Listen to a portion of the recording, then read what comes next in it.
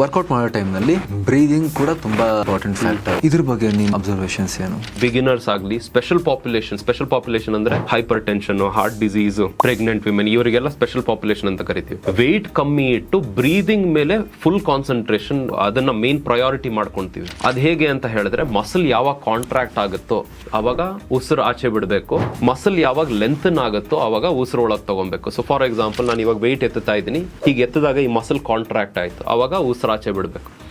ವಾಪಸ್ ಈ muscle length ಆದಾಗ ಉಸಿರು ಒಳಗೆ ತಗೊಬೇಕು. ಈ ತರ ಇದು ಟಾಪ್ ಪ್ರಯಾರಿಟಿ ಯಾರಿಗೆ? ಬಿಗಿನರ್ಸ್ಗೆ, ಸ್ಪೆಷಲ್ ಪಾಪ್ಯುಲೇಷನ್ ಇರೋರಿಗೆ. ಅದಕ್ಕೋಸ್ಕರ ನಾವು ಟ್ರೈನಿಂಗ್ ಅಲ್ಲಿ ಏನ್ ಹೇಳ್ತೀವಿ ಅಂತ ಹೇಳಿದ್ರೆ, ನಾನು ಕೇಳಿಸ್ಕೊಬೇಕು ನೀವು ಉಸಿರಾಡ್ತಿರೋದು. ಸೊ ಅದನ್ನ ಒಂದ್ ಸ್ವಲ್ಪ ಎಕ್ಸಾಜರೇಟ್ ಮಾಡ್ಬಿಟ್ಟು ಮಾಡೋ ಹಾಗೆ ಮಾಡಿಸ್ತೀವಿ. ಅವಾಗ ನಮಗೆ ಒಂದು ಕಾನ್ಫಿಡೆನ್ಸ್ ಸಿಗುತ್ತೆ, ಓಕೆ ಇವ್ರು ಲಿಫ್ಟ್ ಮಾಡ್ತಿರೋದು ಕಮ್ಮಿ ವೆಯ್ಟ್ ಕೂಡ, ಇದರಿಂದ ಇಂಜರಿನೂ ಆಗೋದಿಲ್ಲ, ಆಮೇಲೆ ಇವ್ರು ಕರೆಕ್ಟ್ ಆಗಿ ಕೂಡ ಮಾಡ್ತಾರೆ. ಅದೇ ಉಲ್ಟಾ ಮಾಡ್ಬಿಟ್ರೆ, ನೀವು ಇವಾಗ ಎತ್ತಬೇಕಾರೆ ಈ ಮಸಲ್ ಕಾಂಟ್ರಾಕ್ಟ್ ಆಗ್ತಿದೆ, ಉಸಿರು ಆಚೆ ಬಿಡ್ಬೇಕು, ಅದ್ರ ಬದಲು ಇವ್ರು ಉಸಿರು ಒಳಗ್ ತಗೊಂತಿದ್ರೆ ಬ್ಲಡ್ ಪ್ರೆಷರ್ ಜಾಸ್ತಿ ಆಗ್ತಾ ಹೋಗುತ್ತೆ. ಇದು ಆಗ್ಬಾರ್ದು. ಸೊ ಅದಕ್ಕೋಸ್ಕರ ಈ ತರ ಮಾಡಿಸ್ತಾ ಇರೋದು. ಬಟ್ ಅದೇ ನೀವೇನಾದ್ರು ಹೆವಿ ಲಿಫ್ಟಿಂಗ್, ಸ್ಟ್ರೆಂತ್ ಇನ್ಕ್ರೀಸ್ ಮಾಡ್ಬೇಕು ಅಂತ ಹೇಳಿದ್ರೆ, ಯಾರು ಪವರ್ ಲಿಫ್ಟರ್ ಇದ್ದಾರೆ, ವೆಯ್ಟ್ ಲಿಫ್ಟರ್ ಇದ್ದಾರೆ, ಅವರಿಗೆ ಈ ತರ ಮಾಡಕ್ ಆಗೋದಿಲ್ಲ.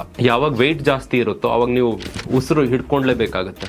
ಬೇರೆ ಬೇರೆ ತರ ಮೊಡಾಲಿಟಿಗಳಿಗೆ ಬೇರೆ ಬೇರೆ ತರ ಬ್ರೀದಿಂಗ್ ಪ್ಯಾಟರ್ನ್ ಇರುತ್ತೆ. ಫುಲ್ ವಿಡಿಯೋಗಾಗಿ ರಿಲೇಟೆಡ್ ಲಿಂಕ್ ಕ್ಲಿಕ್ ಮಾಡಿ.